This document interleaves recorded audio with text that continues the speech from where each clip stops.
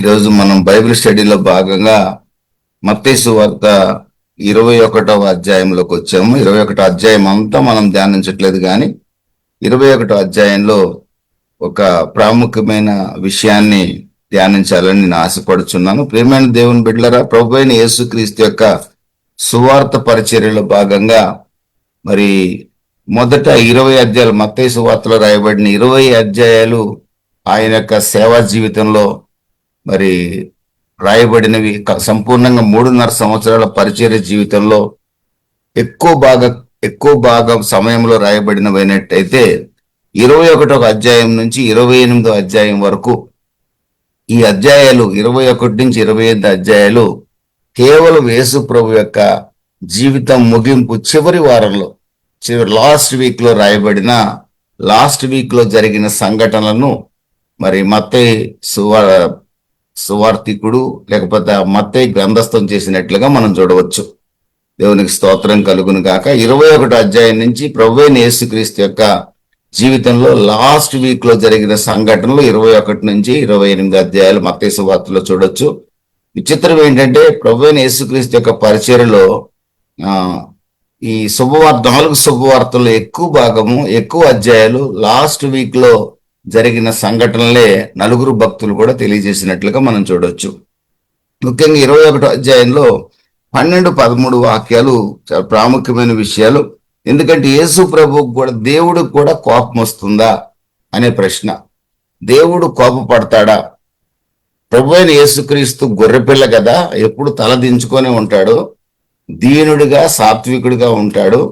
పైగా మత్తయి సువార్త 11:28లో నేను దీనుడును సాత్వికుడును, నా యొద్దకు రండి, నా యొద్ద నేర్చుకోండి అని చెప్పాడు కదా. ఏమండి, నేను కోపించే దేవుడును కానని కూడా చెప్పాడు కదా, నేను దీర్ఘశాంతుడునని అని చెప్పాడు కదా.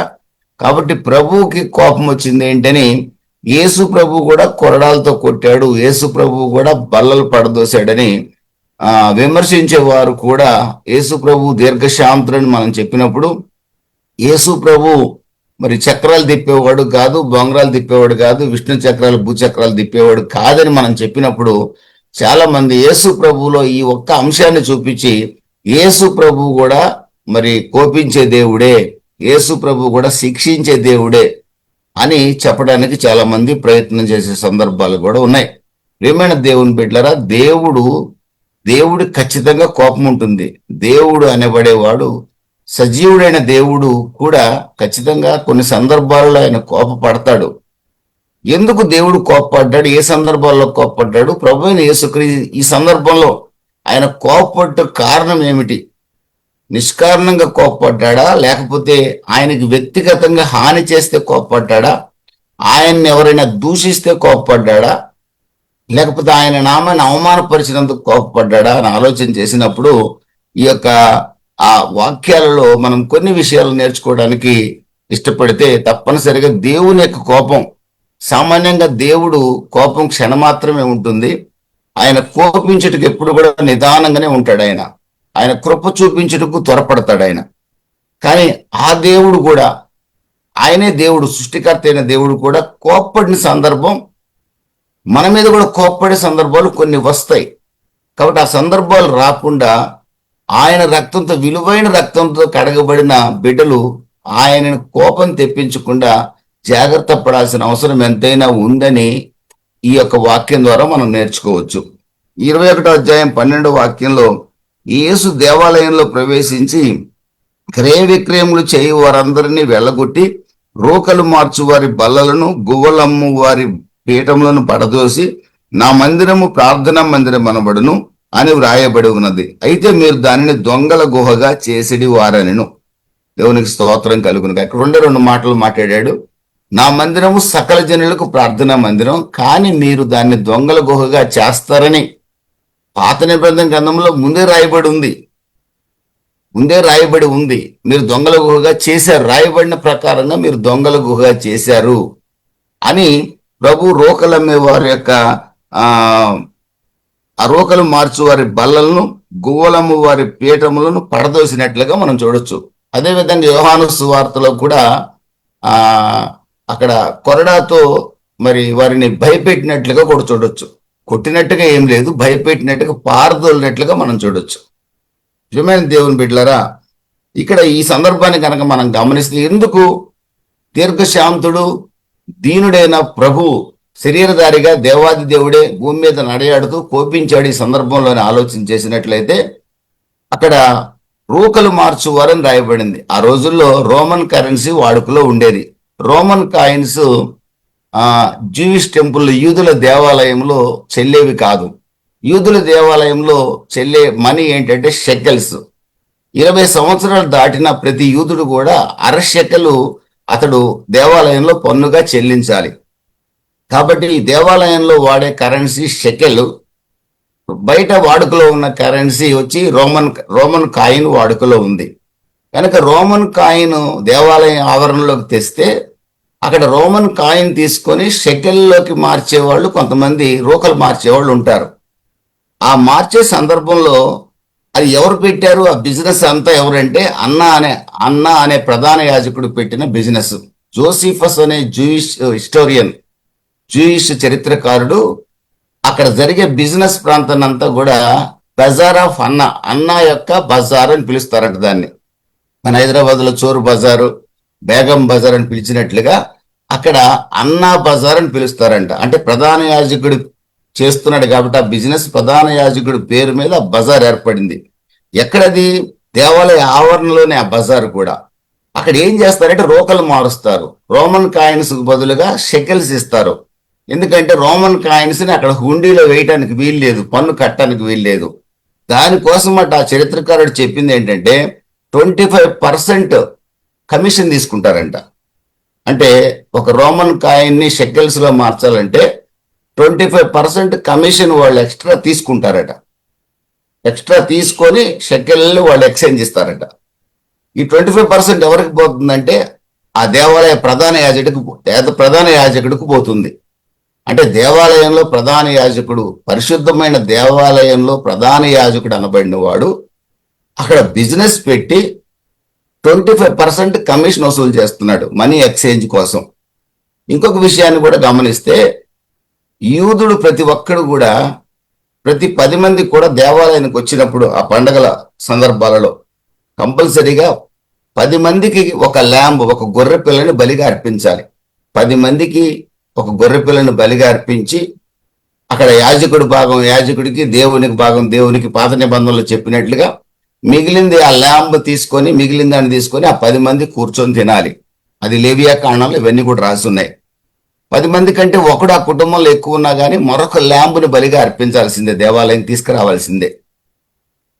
ఈ ల్యాంబ్ గొర్రె పిల్లల్ని తీసుకొచ్చేటప్పుడు చాలా దూర ప్రాంతాల నుంచి, ఎక్కడెక్కడి నుంచో కొన్ని 100 కిలోమీటర్ల నుంచి యెరూషలేం దేవాలయానికి ప్రతి సంవత్సరం కూడా 3 ప్రధానమైన పండుగలు ఉంటాయి. అక్కడ గుడారాల పండుగ ఒకటి, పస్కా పండగ ఒకటి, అదేవిధంగా పెంతెకోస్తు పండగ ఒకటి. ఈ విధంగా 3 రకాల పండగలు, మెయిన్ పండగలు, ఇంకా చాలా పండగలు కూడా ఉన్నాయి. ఈ పండగలన్నిటికి కూడా యూదులందరూ దేవాలయానికి ఖచ్చితంగా వస్తారు. యెరూషలేం సెంటర్ అన్నమాట, అది దేవాలయం, అక్కడికి రావాల్సింది అందరూ కూడా.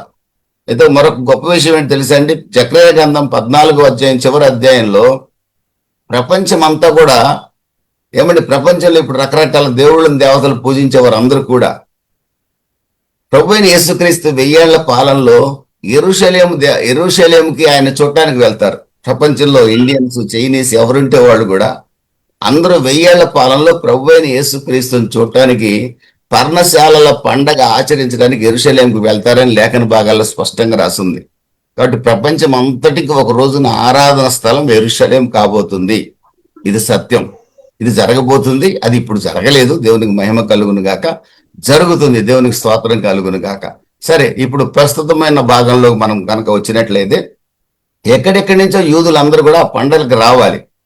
వచ్చినప్పుడు ఖచ్చితంగా 10 మందికి ఒక గొర్రె పిల్ల, ఒక ఫ్యామిలీలో 10 మెంబర్స్ ఉంటే ఒకటి, లేదా 9 మంది ఉన్నా కూడా ఒకటి, 12 మంది ఉంటే 2 గొర్రె పిల్లలు అక్కడ బలిగా అర్పించాలి.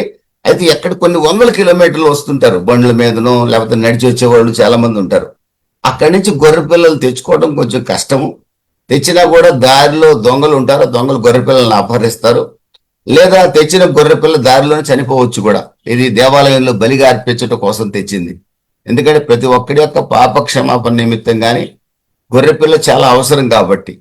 అన్ని రకాల బలులకు కూడా కొన్ని బలులు నైవేద్య బలి ఇలాంటి వాటికి కాదు, కానీ కొన్ని బలులకి, ప్రాయశ్చిత్త బలికి, పాప పరిహారార్థ బలికి గొర్రెపిల్ల అవసరం. కాబట్టి అక్కడి నుంచి లాంగ్ జర్నీ తీసుకురావాలంటే గొర్రె పిల్లలు కష్టం కాబట్టి కొంతమంది గొర్రె పిల్లల్ని తేకుండా దేవాలయంలోనే ఈ అన్నా బజార్లో కొనేవాళ్ళు. అన్నా బజార్లో గొర్రెలు రెడీగా ఉంటాయి. ఈ జోసిఫస్ అనే హిస్టోరియన్ ఎలా చెప్తాడంటే దాని గురించి 10 times, అంటే మామూలుగా బయట 100 రూపాయలు ఉందనుకోండి, అక్కడ గొర్రె పిల్ల 1000 రూపాయలు. దేవాలయంలోనే కొనాలి, బయట కొనటానికి లేదు. కొంటే 10 times ఎక్స్ట్రా కట్టాలి. మూడవది, ఒకవేళ పొరపాటున ఎవడైనా యెరూషలేం దగ్గరలో ఉన్నవాడు గొర్రె పిల్లని తెచ్చినా, సొంత గొర్రె పిల్లని సంవత్సరం అంతా పెంచి నా కొరకు బలిగా అర్పించుకుందామని దేవాలయంలో బలిగా అర్పించడానికి తెచ్చినా ఏమండి, దాన్ని అక్కడ ప్రధాన యాజకుడి దగ్గరుండి అసిస్టెంట్ యాజకులు ఉంటారు చూడండి, వాళ్ళు ఇన్స్పెక్ట్ చేయాలి. ఇన్స్పెక్ట్ చేసి దానికి ఏమైనా మచ్చ కానీ, ముడత కానీ, డాగ్ కానీ ఏమైనా ఉందేమో, ఏమైనా స్పాట్ కానీ, దాని మీద మచ్చ కానీ ఏదైనా ఉందేమో పరిశీలించాలి. ఆ ఇన్స్పెక్షన్ ఛార్జెస్ ఉంటాయి. ఇంచుమించుగా 90% గొర్రె పిల్లలకి వాళ్ళు ఏదో ఒక లోపం చూపిస్తారు. ఎందుకంటే లోపం చూపిస్తేనే అన్నా బజార్లో గొర్రెను కొంటారు మరలా కూడా. అంటే అన్నా బజార్లో గొర్రెలు కొంటే వాళ్ళకి లాభం కాబట్టి, ప్రధాన యాజకుడికి లాభం కాబట్టి ఈ గొర్రె పిల్లకి ఏదో ఒక లోపం చూపిస్తారు. ఒకవేళ పొరపాటున ఏ లోపం లేదనుకోండి, ఇన్స్పెక్షన్ ఛార్జెస్ వసూలు చేస్తాయి. ఈ విధంగా గొర్రెలు అమ్ముకొని సంపాదిస్తున్నాడు దేవాలయంలో. మరి రోకలు మార్చడం ద్వారా సంపాదిస్తున్నాడు. ఏమండి, తర్వాత గొర్రెల ఇన్స్పెక్షన్ పేరుతో డబ్బు సంపాదిస్తున్నాడు. ఈ రకంగా ఒక సంవత్సరానికట నేను సెర్చ్ చేస్తే నేను తెలిసిన విషయం ఏంటంటే, కొన్ని $1,000,000 అంటే కొన్ని కోట్ల రూపాయలు ఒక సంవత్సరంలో సంపాదించేవాడు. ఇప్పుడు కరెన్సీతో చూస్తే, ఇప్పుడున్న డబ్బుతో పోలిస్తే కొన్ని కోట్ల రూపాయలు సంపాదించేవాడట ఆ ప్రధాన యాజకుడు ఆ వ్యాపారం ద్వారా. దానివల్ల ఏమైందంటే దేవాలయానికి రావాలంటే యూదులు భయపడిపోయే పరిస్థితి ఏర్పడింది. అమ్మో, ఆ దేవాలయానికి పోతే అంత దోపిడేరా అనే ఆలోచన కలిగేటట్లుగా చేశాడు. అంటే ఒక రకంగా ఈ ప్రధాన యాజకుడు దేవుణ్ణి ఆరాధించడానికి అడ్డుబండగా మారాడు. ప్రజలు దేవుణ్ణి ఆరాధించడానికి అడ్డుబండగా మారాడు. దేవుని సన్నిధికి రావడానికి అతడు ఆటంకంగా మారాడు. పరిశుద్ధ స్థలాన్ని అతడు బిజినెస్ స్పాట్గా మార్చాడు. ఈ విషయాన్ని ప్రభువైన యేసుక్రీస్తు గమనించినప్పుడు, నా మందిరము సకల జనులకు ప్రార్థనా మందిరం అనబడే మందిరాన్ని మీరు దొంగల గుహగా చేశారని ఆ చోట ఆయన కోపడినట్లుగా మనం చూడొచ్చు. ప్రియమైన దేవుని బిడ్డలరా, యెషయా గ్రంథం 56వ అధ్యాయం 7వ వాక్యంలో కూడా నా మందిరం సకల జనులకు ప్రార్థనా మందిరం అని రాయబడింది. ఇర్మియా గ్రంథం 7వ అధ్యాయం 11వ వాక్యంలో మీరు ఒకసారి ఎవరైనా తెప్పగలిగితే ఇర్మియా 7:11, ఇర్మియా 7:11లో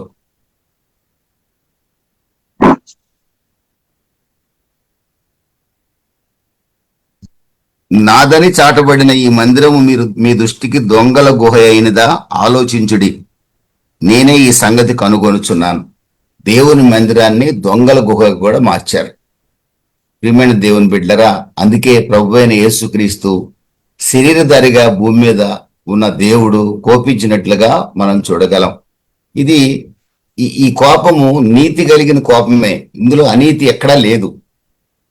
అనీతి ఎక్కడ లేదు. అబద్ధం ఆడినందువల్ల కోపించలేదు ఆయన. ఏమండి, తాగినందువల్ల కోపించలేదు. వ్యభిచరించినందువల్ల కోపించలేదు ఆయన. పేకాటాడినందువల్ల కోపించలే ఆయన. అక్కడ ఆయన కోపించడానికి కారణం ఏంటంటే, అసలు దేవుని మందిరాన్ని దొంగల గుహగా చేశారండి. దేవుని మందిరాన్ని దొంగల గుహగా చేస్తే దేవాది దేవుడికి ఆ మందిరాన్ని నడిపించే కాపురం మీద కోపం వస్తుంది. ఆ మందిరంలో ఉన్న సంఘ పెద్దల మీద కోపం వస్తుంది. ఆ మందిరంలో విశ్వాసుల మీద కూడా కోపం వస్తుంది. ఈ సంగతిని కొత్త నిబంధన భక్తులు చాలా జాగ్రత్తగా గుర్తుపెట్టుకోవాలి. పరిశుద్ధాత్మ దేవుడు నాతో మాట్లాడుతున్నాడు. యేసు రక్తంతో కడగబడ్డానని చెప్పి దైవ సేవకులు అని చెప్పుకుంటూ దేవుని మందిరాన్ని వ్యాపార కేంద్రంగా మారిస్తే, చిట్టీల కేంద్రంగా, క్యాసెట్లు అమ్ముకునే కేంద్రంగా, ఏమండి ఇప్పుడేమో మెమరీ కార్డులు అమ్ముకునే కేంద్రంగా, ఏమండి లేకపోతే ఇంకేదో జుట్టు అమ్ముకునే కేంద్రంగా కూడా మారినాయి కొన్ని కొన్ని సంఘాలు, జుట్లు కూడా అమ్ముకునే కేంద్రాలుగా. ఏమండి? తర్వాత అయ్యగారు అనాయింటెడ్ కర్చీఫ్లు. ఈ మధ్య ఒకటి చూసే ఫేస్బుక్ లో, అయ్యగారి ఖర్చీఫ్ తీసుకుపోయిందంట ఒక అమ్మగారు. తీసుకుపోయి దేనికో పెట్టిందంట, వెంటనే స్వస్థ వచ్చిందంట. అయ్యగారు ఖర్చీఫ్ తీసుకుపోయామని అడిగితే అయ్యగారి చెమట్లో కూడా అభిషేకం ఉందని తీసుకుపోయాను అన్నది ఆ మనిషి. ఫేస్బుక్ లో చూసి నాకు నవ్వాలో ఏడవాలో అర్థం కాల. అయ్యగారి చెమట్లో కూడా అభిషేకం ఉందని తీసుకుపోయాను, ఈ ఖర్చీఫ్ తీసుకుపోయి నేను ఇటు పెట్టుకున్నాను, తగ్గిపోయింది అన్నది. ఇక అయ్యగారు తుడుచుకుని అయ్యగారు వాడిన బట్టలన్నీ కూడా తీసుకుపోతారు ఇక స్వస్థత కోసం. ఏమండి? మొత్తం మీద అయ్యగారు మహా సంతోషపడుతున్నాడు ఆమె సాక్ష్యం చెబుతుంటే, ఓ నా చెమట్లో కూడా అద్భుతం ఉందా అని. ఈ రోజున క్రైస్తవ్యాన్ని అపహాస్యం పాలు చేసే దుస్థితి ఈ రోజున సమాజంలో కలగటం చాలా బాధాకరం. దేవునికి నిజంగా చాలా విరోధమైన కార్యాలు ఈ రోజున జరుగుతూ ఉన్నాయి. ప్రియమైన దేవుని బిడ్డలారా, దేవుడు అద్భుతకరుడు, దేవుడు ఆశ్చర్య కార్యాలు చేస్తాడు, ఆ మాట నేను కాదంటలేదు. కానీ దేవుని మందిరాన్ని, దేవుని యొక్క మందిర ఆవరణాన్ని, దేవుని సంఘాన్ని ఏ సేవకుడైనా, సంఘ పెద్దలైనా, విశ్వాసైనా దాన్ని వ్యాపార గృహంగా మారిస్తే, వ్యాపార గృహంగా మార్చడం అంటే ఏంటి? ప్రజలు చిచ్చి ఈ మందిరానికి పోవటం కంటే ఇంకో మందిరం చూసుకోవడం మంచిదిరా అనుకున్నారు అనుకోండి, ఆ మందిరంలో ఎప్పుడు పోయినా డబ్బే డబ్బే డబ్బే డబ్బే డబ్బే డబ్బే అన్నారు అనుకోండి, 24 గంటలు ఆ మందిరంలో ఇయ్యండి ఇయ్యండి ఇయ్యండి అని చెబుతున్నారు అనుకోండి, ఇక ఆ మందిరానికి పోతే నిరంతరం మనం డబ్బులు అడిగే పనిలోనే ఉంటారా, దేవుని వాక్యం ఏముండదు అనుకున్నారు అనుకోండి, అప్పుడు మీరు ఎవరవుతారో తెలుసా అండి? ప్రజలు దేవుని మందిరానికి రాకుండా ఆటంకపరిచిన వాళ్ళు అవుతారు మీరు. ఖచ్చితంగా మీ మందిరం మీద, కొత్త నిబంధనలో మీరు ఉన్నప్పటికీ కూడా మందిరం మీద మీ మీద ఖచ్చితంగా దేవుని కోపం నిలిచి ఉంటుంది. ఈ సంగతి వాస్తవం. కనుక ప్రియమైన దేవుని బిడ్డలారా, జాగ్రత్త. దేవుడు మనకు గొప్ప రక్షణ ఇచ్చాడు. గొప్ప రక్షణలో దేవుని మందిరం పరిశుద్ధమైన మందిరం. దాన్ని పరిశుద్ధంగా కాపాడుకోవాల్సిన బాధ్యత విశ్వాసుల మీద, సేవకుల మీద కూడా ఉంది. వీళ్ళు ఈ మందిరాన్ని అవమానపరిచారండి. ఈ ప్రధాన యాజకుడు అవమానపరిచాడు, మందిరము నిందకు కారణమయ్యేటట్టుగా చేశాడు. ప్రజలు దేవుడి దగ్గరకు రావడానికి అడ్డుబండగా మారాడు ఇతను. ఏ సంఘం ఈ రోజున కూడా ఇలాంటి పరిస్థితుల్లో ఉన్నా కూడా దేవుని ఉగ్రత వారి మీద నిలిచి ఉంటుందన్న సంగతి గుర్తుపెట్టుకోవాల్సిన అవసరం ఉంది. కొత్త నిబంధన కాదండి, దేవుడేం కోపపడ్డండి. ఖచ్చితంగా దేవుడికి ఎప్పుడూ కోపం ఉంటుందండి. ఆయన ప్రేమ ఎక్కువ ఉంటుందా? 99% ఆయన ప్రేమిస్తూనే ఉంటాడు, 0.99 కూడా. కానీ కోపం ఎప్పుడు వస్తుందో తెలియదు. ఆయనకి ఎక్కువ కోపం వచ్చేది, ఎప్పుడు కోపం వచ్చేది ఎప్పుడంటే దేవుని మందిరాన్ని అపవిత్ర పరిస్థితి మాత్రం ఖచ్చితంగా కోపం వస్తుందండి. చాలా జాగ్రత్త. దేవుని మందిరంతో దైవజనుడు గాని, విశ్వాసులు గాని ఆడుకోవద్దని మాత్రం దేవుడు ఈ సంగతి ద్వారా హెచ్చరిస్తున్నాడు. దేవునికి స్తోత్రం కలుగును గాక. దేవుడికి పరిశుద్ధ గ్రంథంలో, పాత నిబంధన గ్రంథంలో పలు సందర్భాల్లో ఆయన కోపగించిన సందర్భాలు కూడా ఉన్నాయి. సాధారణం కోపం రాదు ఆయనకి. ప్రధానమైన సందర్భాలు చెప్తాను. ఒక మాట, ఎప్పుడు ఆయన కోపం వస్తుంది అనే విషయాన్ని ఒక 4 విషయాలు మీకు నేను చెప్తాను. ఇంచుమించుగా మన జీవితంలో అలాంటి సందర్భాలు లేకుండా చూసుకుందాం. అయినప్పటికీ కూడా మనం ఇప్పుడు కృపాయుగంలో ఉన్నాం గనక, మనం పాపాన్ని ఒప్పుకున్న వెంటనే ప్రభు ఇప్పుడు కూడా క్షమించడానికి సిద్ధంగా ఉన్నాడు గనక మనం క్షమించబడటానికి ఎప్పుడు కూడా అర్హులమే. దేవునికి స్తోత్రం కలుగునుగా. కనుక మనం కంగారు పడి, భయపడి, గందరగోళం కావాల్సిన అవసరం లేదు. అది ఎటువంటిదైనా ప్రభు వెంటనే ఒప్పుకోగలిగితే తప్పనిసరిగా అయినా మనల్ని క్షమించి తీరుతాడు. దేవునికి స్తోత్రం కలుగును గాక. 4వ అధ్యాయం 14వ వాక్యం, నిర్గమకాండం 4వ అధ్యాయం 14వ వాక్యంలో, ఆయన మోషే మీద కోపపడి, ఫస్ట్ టైం పరిశుద్ధ గ్రంథంలో ఆది కాండంలో ఏమండి, సొదొమ గొమొర్రా మీద కూడా దేవుడు కోప్పడలా, సంతాపపడ్డాడే తప్ప కోప్పడలా వాళ్ళ పాపాన్ని చూసి. ఏమండి, అదేవిధంగా ఆదికాండం 6వ అధ్యాయంలో కూడా నరుల హృదయాల్లో వచ్చిన కేవలం చెడ్డదని యెహోవా చూసి సంతాపపడ్డాడు, వారిని చేసినందుకు బాధపడ్డాడు. నరుని చేసినందుకు బాధపడ్డాడే కానీ కోపపడలా. తర్వాత కయీను తన తమ్ముడైన హేబేలును చంపినప్పుడు కూడా ఆయన కోపించినట్లుగా లేదు. నీ తమ్ముడైన హేబేలు ఎక్కడని అడిగాడు, నేను కావలవాడినా అన్నాడు. అప్పుడు దేవుడు అతని గురించి కొన్ని మాటలు మాట్లాడే గాని అక్కడ ప్రభు ఆ చక్రం తిప్పి బాణం తీసి కయీన్ని చంపినట్లుగా మనం చూడలేము. ఎక్కడ కూడా ఆయన కోప్పడినట్లుగా ఎక్కడ మనకు కనపడదు. కానీ మొట్టమొదటి ఆయన కోప్పడింది ఎక్సోడస్ 4th chapter 14th verseలో మోషే మీద కోప్పడ్డాడు. గాడ్స్ యాంగర్ కిండల్డ్, దేవుని యొక్క కోపము ఏమండి మోషే మీద రగులుకున్నట్లుగా మనం చూడొచ్చు. ఏమైనా దేవుని బిడ్డల కారణం ఏంటి? దేవుడు ఏం చెప్తున్నాడు? మోషేని నేను ఎన్నుకున్నాను 3వ అధ్యాయం నుంచి మాట్లాడుతున్నాడు నిర్గమకాండంలో. నా ప్రజలైన ఇశ్రాయేలుని నడిపించు బానిసత్వం నుంచి అంటున్నాడు. ఏమండి, నేను నా ప్రజల కష్టాన్ని చూశాను, వారి మూలుగులు విన్నాను. మోషే నీతో మాట్లాడుతున్నాను, నా ప్రజలకు నాయకుడిగా ముందుండి నువ్వు నడిపించు అన్నాడు 3వ అధ్యాయము 7, 8 వాక్యాల్లో. 14వ వాక్యం 13వ వాక్యాల్లో నువ్వెవరని మోషే అడిగితే ఐయామ్ దట్ ఐయామ్, నేను ఉన్నవాడును అనువాడనని చెప్పాడు. ఆయన పేరు కూడా చెప్పాడు, నేను ఉన్నవాడును అనువాడును, నేను సర్వశక్తి గల దేవుడిని అని కూడా చెప్పాడు. ఆయన నేను క్రియేటర్ను సృష్టికర్తనని కూడా బయలుపరుచుకున్నాడండి. యావే అని తన నామాన్ని మొట్టమొదటిగా బయలుపరిచింది మోషేకే. అన్ని విన్న మోషే నీకు 4వ అధ్యాయంలో నీ నత్తోడిని నా వల్ల కాదు, నా బదులుగా వేరే వాడిని చూసుకోమన్నాడు. అప్పుడు దేవుని కోపం మొట్టమొదటగా వచ్చిందండి. ప్రియమైన దేవుని బిడ్డలారా, మన విషయంలో కూడా దేవుడు ఏదైనా వాక్యం ద్వారా మనతో మాట్లాడి చేయమన్నప్పుడు దేవుడు చేయమన్నప్పుడు మనం చేయకపోతే ఖచ్చితంగా దేవుని కోపం మన మీదకి వస్తుందన్నమాట వాస్తవం. అయితే కోపం వస్తుందని తెలుసుకున్న వెంటనే గనక పశ్చాత్తాపడగలిగితే ఆ కోపం క్షణమాత్రంలో మన దగ్గర నుంచి వెళ్ళిపోద్ది. ప్రభు నన్ను సేవకు పిలిచినప్పుడు నేను లోబట్టానికి చాలా చాలా వెనకంజ వేశాను. నేను ఒకవేళ సేవకు వస్తానన్నా నా భార్య పొరపాటును కూడా అంగీకరించదు, ఎందుకంటే అంత జీతం ఎవరికి వదులుకోలేరు. సరే, నేను ఒకటే ప్రార్థన చేశా, ప్రభువా నేను సేవకు వస్తాను, నా భార్యని మీరు ఆమె ఒప్పించండి, ఆమెను ఒప్పిస్తే నేను వస్తానన్నా. అయితే ఒక మాట చెప్పా, యేసన్న నాకు ఒక మాట చెప్పాడు, ఒక అతన్ని పిలిస్తే సేవకు రాలేదు, అందుకే యేసన్నే ఆయనే సేవకు లోబడలేదంట, లోబడకపోతే లారీ కింద పడబోయాడంట ఆయన. అప్పుడు ప్రభువా నన్ను క్షమించని సేవకు వచ్చానని చెప్పాడు ఆయన ఒక సాక్ష్యం ఒక చోట.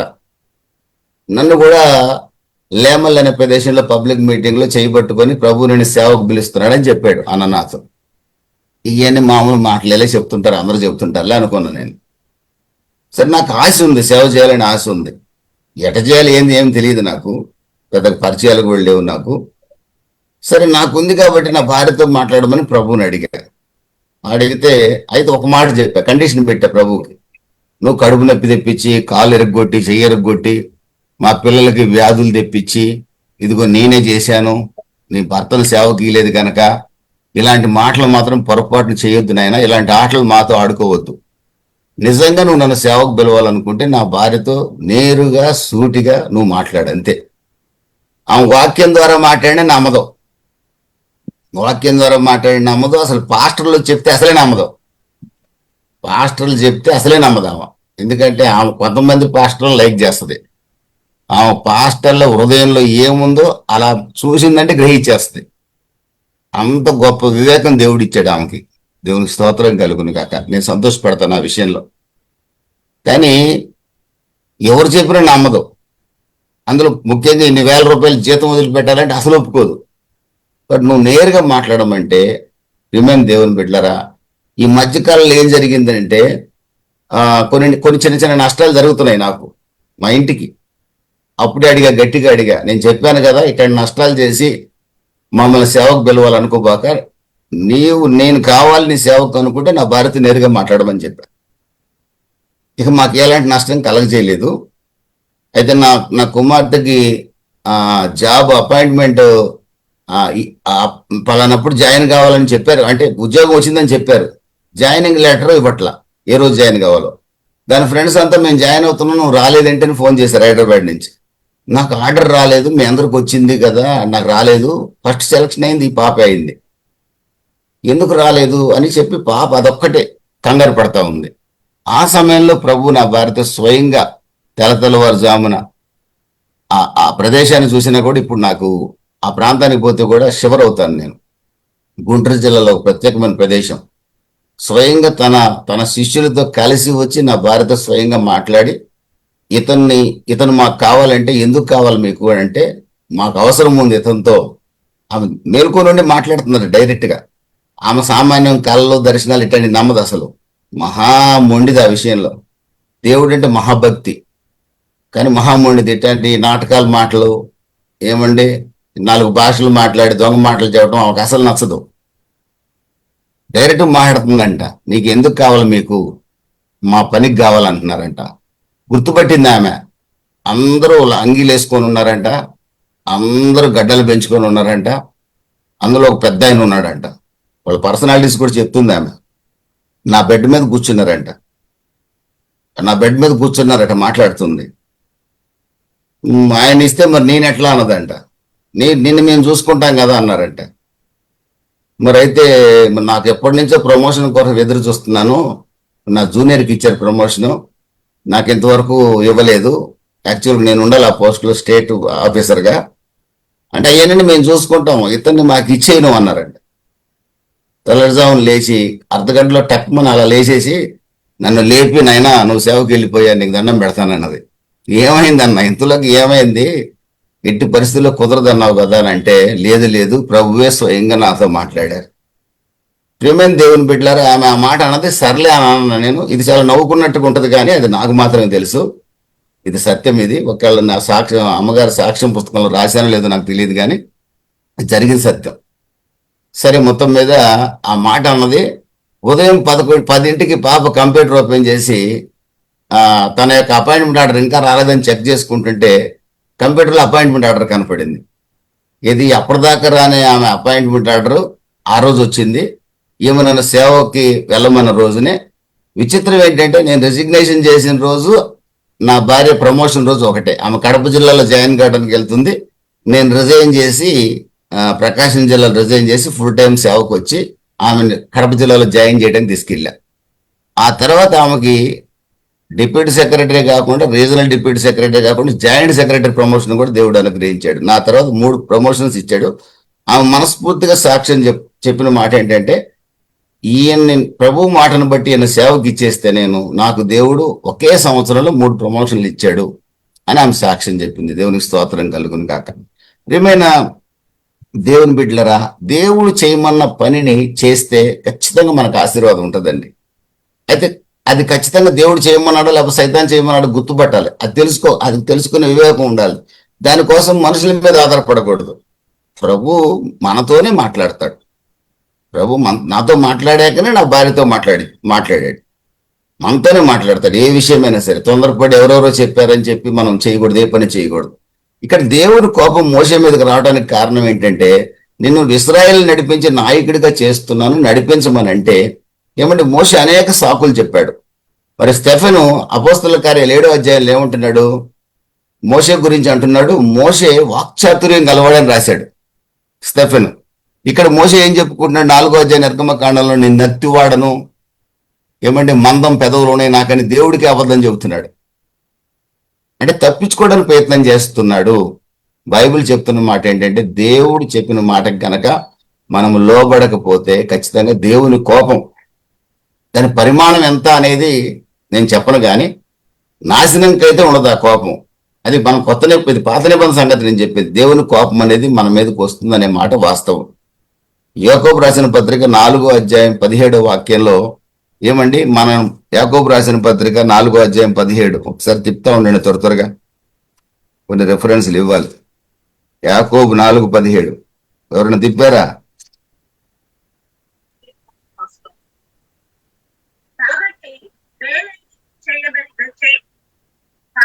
కాబట్టి మేలైనది చేయనెరిగి అలాగూ చేయని వానికి పాపము కలుగును. కాబట్టి మేలైనది చేయనెరిగి అంటే దేవుని యొక్క నామాన్ని ఘనపరచగలిగి కూడా, దేవుని కార్యాన్ని చేయగలిగే సామర్థ్యం ఉండి కూడా ఏమండి ఇది నా పని కాదు అని చెప్పి తప్పించుకోవడం అనేది అది పాపమని లేఖన భాగం సెలవిస్తుంది. ప్రియమైన దేవుని బిడ్డలరా, దేవుడు వాక్యము సెలవిచ్చిన కొన్ని అంశాలు మనం చేయబద్దులమై ఉన్నాం. అలా చేయనప్పుడు ఖచ్చితంగా దేవుని యొక్క కోపం మనిషి మీదకి వచ్చినట్లుగా పాత నిబంధనలో మనం చూడొచ్చు. కొత్త నిబంధనలు యోహాను సువార్త 15 అధ్యాయం 1 నుంచి 4 అంటాడు, ద్రాక్షవల్లి నేను, తీగలు మీరు, నాలో నిలిచి ఉండండి, మీరు బహుగా ఫలిస్తారు, నాకు వేరుగా ఉండొద్దు అని చెప్పాడు. ప్రభువైన యేసుక్రీస్తులో నిలిచి ఉండమని మనతో చెప్తుంటే దానికి విరుద్ధంగా మనం ప్రవర్తిస్తే ఖచ్చితంగా ఆ తీగలు కాల్చబట్టానికే ఉపయోగపడతాయి, అవి ఫలించే తీగలుగా ఉండవు. ప్రభువైన యేసుక్రీస్తులో వేరే ఫలించే అవకాశమే లేదు. ఫలించడం అంటే ఎప్పుడు ఇన్ టర్మ్స్ ఆఫ్ మనీ తీసుకోకండి, ఇన్ టర్మ్స్ ఆఫ్ మనీ తీసుకోకండి, in terms of peace, in terms of eternity, నిత్యత్వము సమాధానం, ఈ 2 విషయాల్లోనే మనం తీసుకోవాలి. బైబిల్ ఎవరిని కోటీశ్వరులను చేస్తానని చెప్పలా. బైబిల్ కష్టాల్లో కూడా ఒక మనిషిని సమాధానంలో ఉంచుతానని చెప్పింది. బైబిల్ ఒక మనిషిని ఈ లోక యాత్ర ముగించిన తర్వాత నిత్యరాజ్యానికి చేరుస్తానని చెప్పింది. అంతేగాని ఈ లోక సంబంధమైన ఆశీర్వాదాలన్నీ మనకే ఇస్తానని బైబిల్ చెప్పలా. ఇస్తుంది, స్వస్థత ఇస్తుంది, ఆరోగ్యం ఇస్తుంది, మన పిల్లల జీవితాలను ఆశీర్వాదకరంగా ఉంచుతుంది, నో డౌట్ అందులో. కానీ అదే కంపల్సరీ మనకు చేస్తానని నేను చెప్పలా. కంపల్సరీ డెఫినెట్ గా మీ అందరికీ చేస్తానని చెప్పలా, మనందరికీ చేస్తానని చెప్పలా. ప్రతి క్రైస్తవుడు ఎవడు కూడా పేదోడుగా ఉండడు అని బైబిల్ ఎక్కడా చెప్పలా. పేదోడుగా ఉండనీయదు బైబిల్. నీతిమంతుడు విడవబట్టు కానీ సంతానం భిక్షమిత్రుడు కానీ జరగదు. ఎప్పుడు సంపూర్ణమైన విశ్వాసం ఉన్నప్పుడు, సగం లోకం సగమేమో దేవుడు అన్నప్పుడు ఖచ్చితంగా తప్పదు. అది పరిపూర్ణమైన విశ్వాసం కలిగిన ఏ క్రైస్తవుడిని కూడా నా ప్రభు విడిచిపెట్టడని నమ్మకం నేను నమ్ముతున్నాను. బైబిల్ కూడా అదే మాట చెప్తుంది. నిలిచి ఉండమంటున్నాడు, నిలిచి ఉండగలిగితే ఫలించే వారిగా చేస్తానన్నాడు. అలా మీ కుటుంబాలు, చాలా కుటుంబాలు కూడా ఫలించే కుటుంబాలు ఉన్నాయి. దేవునికి స్తోత్రం కలుగును గాక. రెండవది, మనము సణిగినప్పుడు, సంశయించినప్పుడు దేవునికి కోపం వస్తుంది. సంఖ్యాకాండం 11 అధ్యాయం 1, 2, 3 వాక్యాలు చూస్తే ఇశ్రాయేలీయులు అరణ్య యాత్రలోకి వచ్చారు. అరణ్య యాత్రలో ఇక 12వ అధ్యాయం, 13వ అధ్యాయం, 14వ అధ్యాయంలో వారు వాగ్దాన దేశంలోకి ప్రవేశించాల్సిన సమయం వచ్చింది. ఈ 11వ అధ్యాయంలో వాళ్ళు అక్కడ కూర్చొని ఏం చేస్తున్నారో తెలుసండి? ఏం ఆహారము, అంత చప్పిడి ఆహారం, ఆ మన్నా ఆట, అదట ఇదట. ఐగుప్తులో మనం కీరకాయలు తిన్నాం, దోసకాయలు తిన్నాం, ఉల్లిపాయలు తిన్నాం, నైలు నది చేపలు తిన్నాం, ఎంత బాగుంది, ఎంత తృప్తిగా ఉందని మునుపటి సంగతిని జ్ఞాపకం చేసుకుంటున్నారండి. మునుపటి సంగతుల్ని జ్ఞాపకం చేసుకుంటున్నారు ఇశ్రాయేల్ ప్రజలు. దేవుడు వాళ్ళని అగ్నిస్తంభంగా, మేఘస్తంభంగా నడిపిస్తుండగా ఎర్ర సముద్రాన్ని తమ మధ్యలో, తమ ముందు పాయలు చేసి మారా నీటిని మధురంగా మార్చి ఏలీం అనే స్థలానికి తీసుకొచ్చి చక్కటి ఖర్జూరపు వృక్షాలు, ఖర్జూరపు పండ్లు ఇచ్చి, బండ నుంచి నీళ్ళు ఇచ్చి, మాంసం కావాలంటే మాంసం ఇచ్చి, చెప్పులు అరగకుండా చేసి, వస్త్రాలు పాతగిలకుండా చేసి, ఏమాత్రం బట్టలు ఉతుక్కునే పని లేకుండా చేసింది దేవుడు. చేస్తుంటే దేవుడు ఒక దగ్గర కూర్చొని ఇశ్రాయేల్లో కొంతమంది సణుక్కుంటున్నారట. ఏమని? ఐగుప్తులోనే బాగుందిరా, ఇక్కడేముంది, దేవుడు అంట, మోసే అట, వాగ్దాన దేశం అట అని చెప్పి సణుక్కుంటున్నారంటండి. అంటే they are not satisfied with the good. అంటే దేవుడు వారికి చేసిన మేలు బట్టి సంతృప్తి కలిగిన వాళ్ళు కాదు. దేవుడు వారికి ఇచ్చిన దాన్ని బట్టి సంతోషపడలేకపోతున్నారు. మన్నాన్ని బట్టి సంతోషం లేదు, మాంసాన్ని బట్టి సంతోషం లేదు, బండను బద్దలు చేసి ఇచ్చిన నీళ్ళను బట్టి సంతోషం లేదు. చెప్పులు అరిగిపోకుండా చేసి, చెప్పులు కొనుక్కునే పని లేకుండా చేసిన దేవుడిని బట్టి సంతోషపడలేకపోతున్నారు. ఎంతసేపు అక్కడ కీరకాయలు, దోసకాయలు గుర్తొచ్చినాయండి, సనగడం, సంశయించడం ప్రారంభించారు. ప్రియమైన దేవుని బిడ్డలారా, అప్పుడు దేవుని యొక్క కోపం వారి మీద రవులుకున్నట్లుగా సంఖ్యాకాండం 11వ అధ్యాయంలో మనం చూడొచ్చు. అందుకే బైబిల్ సెలవిస్తుంది 1 కొరింథీ 10వ అధ్యాయము 4, 5, 6 వాక్యాల్లో ఇశ్రాయేలీయులు తమ అరణ్య మార్గంలో సణిగారు, సంశయించారు, సంహార దూత చేత చంపబడ్డారని రాసింది. పాత నిబంధన ఇది. కొత్త నిబంధనలో దేవాది దేవుడు మనకు సెలవిస్తున్న మాట ఏంటంటే, హెబ్రీయులు రాసిన పత్రిక 13వ అధ్యాయంలో మీరు చూస్తే తృప్తి కలిగి ఉండండి, తృప్తులై ఉండండి అని బైబిల్ సెలవిస్తుంది. ఈరోజు దేవుడు మనకి ఇచ్చిన భర్తను బట్టి, భార్యను బట్టి, పిల్లలను బట్టి, ఆస్తిని బట్టి, ఉద్యోగాన్ని బట్టి, సేవను బట్టి ప్రతి క్రైస్తవుడు తృప్తిగా బతకగలగాలండి. ఇచ్చిందే తృప్తి. ఇవ్వని దాని గురించి ఆలోచించకూడదు. ఎవరికో ఇచ్చిన దాని గురించి అసూయపడి నష్టపోకూడదండి. క్రైస్తవుడు ప్రథమ లక్షణం ఏంటంటే బీ కంటెంట్, తృప్తులై ఉండండి. పౌలు గారు అదే చెప్తున్నాడు ఫిలిప్పీ రాసిన పత్రిక 4వ అధ్యాయంలో, నేను దీన స్థితిలో ఉన్నా సంతృప్త స్థితిలో ఉండ ఎరుగుదును, కలిమేంటో నాకు తెలుసు, లేమేంటో నాకు తెలుసు, ఆకలి గొలుగుంటం నాకు తెలుసు, సమృద్ధిగా తిన్న రోజులు నాకున్నాయి. 4వ అధ్యాయం 13, 14 వాక్యాలు అంటాడు, నేను ఏ స్థితిలో ఉన్నా సంతృప్తి కలిగి ఉండ నేర్చుకుని ఉన్నాను అంటున్నాడు. సంతృప్తి కలిగిన క్రైస్తవుడు కనుకనే మంచి పోరాటం పోరాడాడు, విశ్వాసాన్ని కాపాడుకున్నాడు, పరుగు కడముట్టించాడు, నీతి కిరీటం పొందాడు. 2 తిమోతి 4, 7, 8 వాక్యాలు, 6, 7, 8 వాక్యాల్లో. ఈరోజు సంతృప్తి లేని క్రైస్తవుడి మీద, యేసు రక్తంతో కడగబడిన వారి మీద అయినా సరే దేవుని కోపం వచ్చే అవకాశం ఉంది. కనుక మరి ఏమిటి రెమెడీ అంటే, ఫిలిప్పీలు రాసిన పత్రిక 2వ అధ్యాయం 14, 15 వాక్యాలు రాయబడింది. మీరు సణుగులు సంశయాలు మాని జీవవాక్యాన్ని చేతపట్టుకొని, ఏమండి, మూర్ఖులైన వక్రజనం మధ్య ఈ లోకంలో క్రైస్తవుడు జ్యోతిగా వెలగాలి.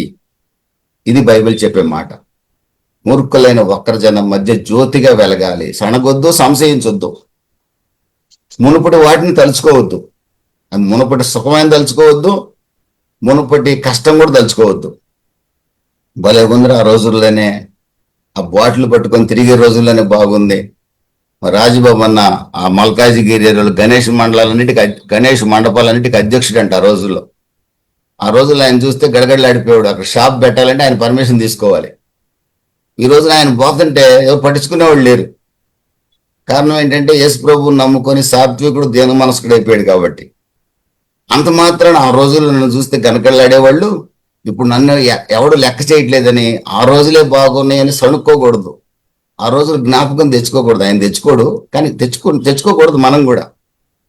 రౌడీగా ఉన్న రోజుల్లోనే బాగుందిరా, నన్ను అందరూ లెక్క చేసేవాళ్ళు. ఒక ఆయన నాతో అంటాడు, కానిస్టేబుల్ చనిపోయాడు, ఈ మధ్య లేడు, ప్రకాశం జిల్లాలో. అయ్యా, నేను పోలీసుగా ఉన్నప్పుడు మా ఇంట్లో వాళ్ళందరూ గడగడలాడేవాళ్ళు, నన్ను చూసి ఇంట్లో వాళ్ళు గడగడలాడేవాళ్ళు అంట ఆయనకి. నేను ఎప్పుడైతే ప్రభువుని నమ్ముకున్నానో అప్పటి నుంచి నన్ను లెక్క చేయడం మానేశారే అన్నాడు. నేను అన్నాను, సరే ప్రభువుని నమ్ముకున్న దీనుడు అయ్యావు కదన్నా, అందుకే వాళ్ళు ప్రేమగా ఉంటున్నారేమో నీతో, లెక్క చేయట్లేదు నేను ఎందుకు అనుకుంటున్నావు అన్నాను. ప్రియమైన దేవుని బిడ్డలారా, మనం వెనకటి వాటిని తలుచుకోవద్దండి, ముందున్న వాటి కొరకు వేగిరి పడదాం. సణుగులు సంశయాలు మాని జీవవాక్యాన్ని పట్టుకొని ముందుకు సాగుదాం. దేవుని కోపాన్ని తప్పించుకునే ఇది ఒక మార్గం. దేవునికి స్తోత్రం కలుగును గాక. మూడవది, దేవుడి కంటే కూడా దేనినైనా మీరు నేను ఎక్కువగా ప్రేమించినప్పుడు ఖచ్చితంగా దేవుని కోపం వస్తుందండి. దేవుని కోపం వస్తుంది. ఎందుకంటే దేవుడికి మీరన్నా నేనన్నా చాలా ఇష్టం. ఎంత ఇష్టం అంటే ఆయన మనం ఇంకొక దాన్ని ప్రేమిస్తే ఆయన తట్టుకోలేడు. ఇప్పుడు భార్యాభర్తల బంధం మనది ఒక రకంగా చెప్పాలంటే, సంఘానికి క్రీస్తుకి మధ్య ఉన్న బంధం భార్యాభర్తల బంధం. ఏ భార్య అయినా కూడా తనను తప్ప తన భర్త మరొకరిని ప్రేమిస్తే ఇష్టపడదు సాధారణంగా. అలాగే ప్రభు అయిన దేవుడు కూడా తనను కాకుండా తనకంటే ఎవరినైనా ప్రేమించవచ్చు, కానీ తనకంటే దేనిని ప్రేమించిన, ఈ లోకంలో ఉన్న ఉద్యోగాన్ని కానీ, వ్యాపారాన్ని కానీ, ధనాన్ని కానీ, ఏమండి, దేనినైనా ప్రేమించినా అది విగ్రహం, ఆ వ్యక్తికి విగ్రహం అవుతుంది.